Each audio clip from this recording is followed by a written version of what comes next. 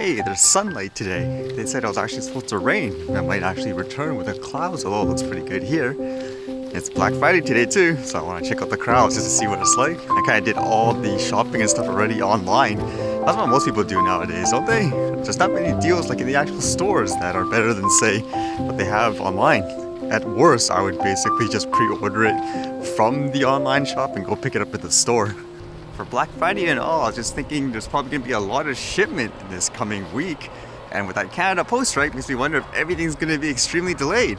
I was checking the status of that product I was expecting, and it seems like it went through the customs and everything like that. But for the processing of the Canada Post, I don't know whether or not that's going to be delayed extremely or not. Funny thing about this too is if someone actually sent me something like for whatever reason and there's no type of tracking, like it was just through the regular mail, there's actually no way of me telling whether or not it was sent or not, or if it's going to be delayed. The only way I'll know is if the person actually tells me like they sent something. I actually wonder how popular buying drones are right now, like for the Black Friday. There weren't that many great deals from what I saw anyways.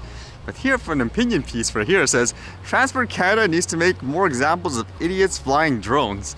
We received a submission of some photos today that were a reminder of how far the government still has to go in educating people about where they can and can't fly drones in Canada.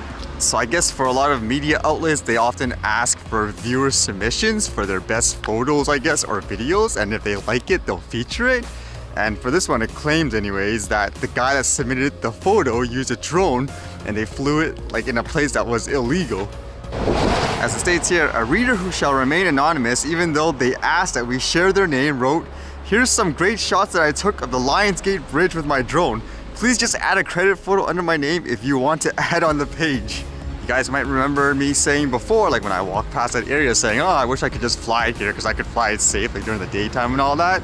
But I guess for people like this, they just fly it, take it, and they want to show their work to the whole world, or in many cases it's not valid, so to speak. And then at the end of this person's opinion piece, it's kind of interesting. It says, if you ask me, it's time for Transport Canada to start enforcing these fines more, then sending notices to the media so we can make examples of some of the most flagrant offenders. If we make it so that every person in Canada, even those who don't fly drones, knows there's a large fines involved for flying them where you're not supposed to, maybe then people will stop doing really stupid things with them. I had so many mixed opinions to that article and that comment in particular. Like generally speaking, that is a dangerous area to fly a drone because there are so many seaplanes that fly low. In some cases, I don't even know how they're allowed to fly that low. So I'm not saying you should be able to do that, but in terms of like, you should punish more people like this, give it to the media so they can show more. I would say in many ways the media is the issue as well, because just thinking it from the other perspective, in terms of drone flyers being assaulted for doing something that's perfectly legal, I mean, how about educating people about that as well? You can't just one-sided say, you know, just publish all this stuff, the negative stuff, people doing bad things. You have to publish all the good stuff as well. Otherwise, you're gonna have these crazy people with people of experience where they're doing nothing wrong, perfectly safe, treating it like a camera, yet people freak out over it because of what they read in the media. A funny thought about illegal footages and all that, in some cases is pick and choose, I would say, like when it comes to mainstream sources. Best example here is when the interim laws came out last year, there was all that flooding in the east and people captured drone footage, which technically is illegal because you're not supposed to fly around natural disasters. Yet the media basically used the regular drone people's footages just to show people what it's like on their newscasts. So weren't all those media outlets breaking the law? So how about there? Should the media outlets be punished as well, like that situation? Or is it just one of those pick and choose? Basically, whatever works for them, then it's okay. But if they don't think it affects them, then okay, let's, you know, make an example of the guy. I mean, if anything of what Transport Canada should do, in my opinion, it's educate people, work with the responsible drone flyers, and at the same time focus on actual safety issues and not based on like general fear mongering. I mean, if it's safe in some ways, like for example, even if it's in a fly zone, the guy's flying, you know, taller, I don't know, this tree or something like that, then what's so dangerous about that? I mean, you have to make it more reasonable, become more modern day, in my opinion. Kind of makes me wonder too with this photo, how do you know this guy wasn't like an SFOC flyer or something like that? Just wondering, because like I said, in many cases people fly it perfectly legal, but then people just freak out anyways because they use the laws and regulations as a weapon to kind of get rid of things that they don't like personally, even if there's nothing wrong with it. Let's see what the madness is like.